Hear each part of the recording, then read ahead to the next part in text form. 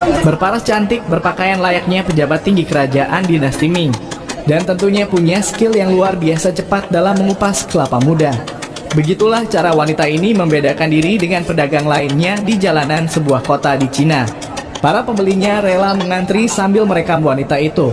Karena nilai uniknya, banyak dari mereka membagikannya di sosial media. Hingga wanita ini makin terkenal dan laris. Tapi apa yang paling membuatmu salfok dari wanita ini? Kostumnya atau skill mengupasnya? Lihat karya seni yang luar biasa ini.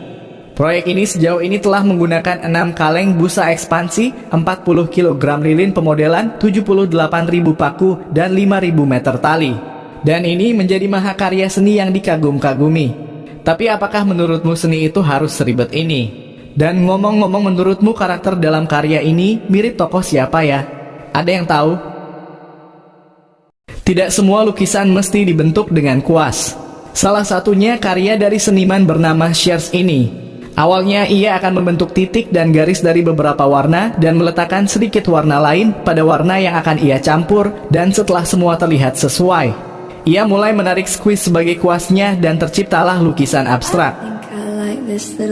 Ini adalah oleh-oleh khas Petra, Yordania. Jika kamu berkunjung ke tempat ini, kamu bisa melihat para pedagang oleh-oleh ini membuat gambar unta di dalam botol kecil menggunakan pasir yang berbeda warna. Dan beginilah proses pembuatannya. Petra adalah situs arkeologi terkenal yang terletak di gurun barat daya Yordania.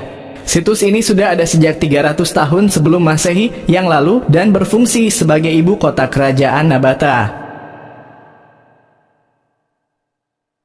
Kreativitas tanpa batas, begitulah kalimat yang paling pas untuk pria yang satu ini.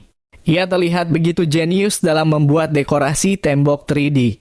Dekorasi yang ia buat ini adalah tembok besar Cina. Dalam setiap goretannya, ia terlihat begitu apik dalam menentukan detail dari bangunan tersebut.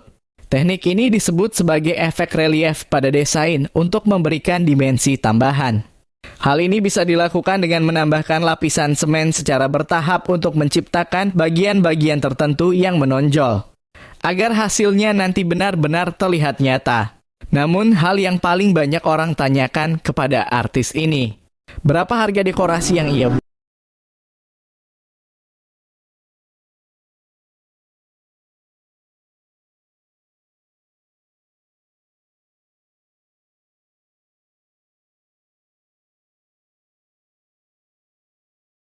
Lihat chef asal Turki ini, dia punya cara unik dalam memasak ikan-ikan kecil ini.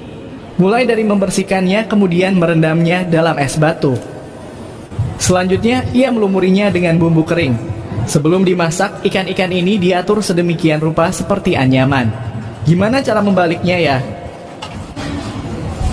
Nah, ini bagian paling uniknya. Chef ini menutup ikan tersebut, memindahkan minyaknya ke dalam cangkir. Kemudian membaliknya dan digoreng kembali. Seperti biasa, hidangan ini disajikan dengan roti khas Turki. Kamu tahu nggak itu jenis ikan apa? Banyak orang mengira sepatu yang mereka beli dicat menggunakan mesin.